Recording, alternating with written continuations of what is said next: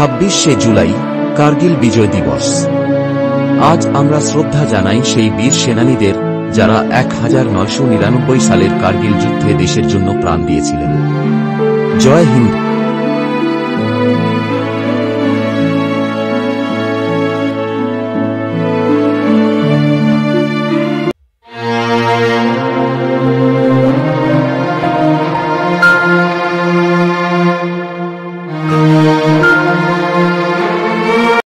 এই ভিডিওটি শুধুমাত্র বিনোদন, শিক্ষা ও তথ্য সম্প্রচারের উদ্দেশ্যে তৈরি।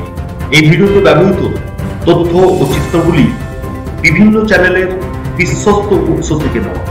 এখানে ব্যবহৃত তথ্যাবলী ও চিত্রসমূহের সমস্ত কৃতিত্ব সেই মূল উৎসেরই প্রাপ্ত।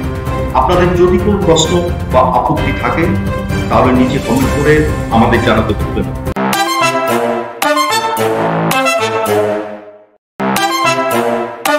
সোনপ্রয়াগের কাছে ধস, যার জেরে কেদারনাথ যাত্রা আপাতত স্থগিত। উত্তরাখণ্ডের বেশ কিছু জায়গায় ধসে কেদারনাথ যাত্রার পথ অবরুদ্ধ হয়ে পড়েছে। কিছু তীর্থযাত্রী সোনপ্রয়াগের কাছে আটকে গিয়েছিলেন। 100 জন তীর্থযাত্রীকে উদ্ধার করেছে SDRF। তাদেরকে নিরাপদ জায়গায় সরিয়ে নিয়ে যাওয়া হয়েছে ইতিমধ্যেই। পরিস্থিতি স্বাভাবিক না হওয়া পর্যন্ত যাত্রা স্থগিত রাখার সিদ্ধান্ত এখনো পর্যন্ত।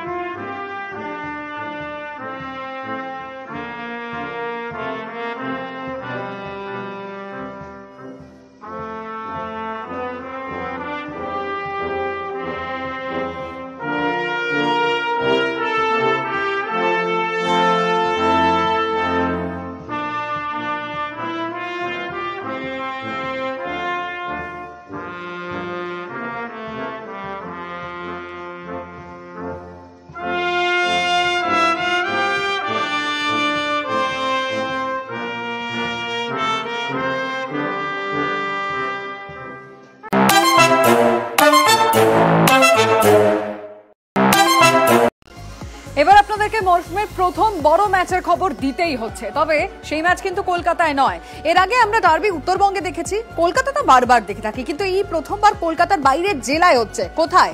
কল্যাণীতে হচ্ছে, যেখানে 10,000 মানুষ থাকতে পারবে, অনুমতি পাওয়া গিয়েছে। এবং মেয়েদের টিকিটের ক্ষেত্রে কিন্তু বিশেষ ছাড় থাকছে, এবং যে ক্ষেত্রে বিশেষ বিশেষ নজর থাকবে নিরাপত্তার দিকগুলি, সেগুলো মাথায় রাখা হয়েছে। দেখুন, ইস্টমোহন ডার্বি ঘিরে খুব স্বাভাবিকভাবে কল্যাণীর মানুষের মধ্যে একটা এক্সাইটমেন্ট রয়েছে।